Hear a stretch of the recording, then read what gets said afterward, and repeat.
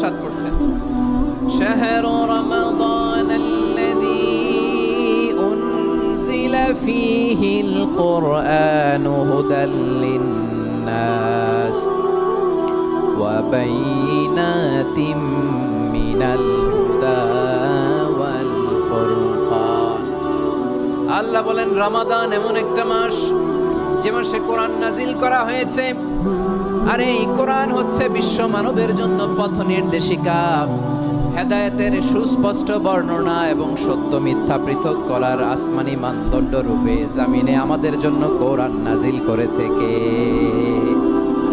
আওয়াজ করে বলেন তো, আল্লাহর নাজিল করা এই কোরআনে কোনো ভুল আছে? সন্দেহ আছে? সংশয় আছে?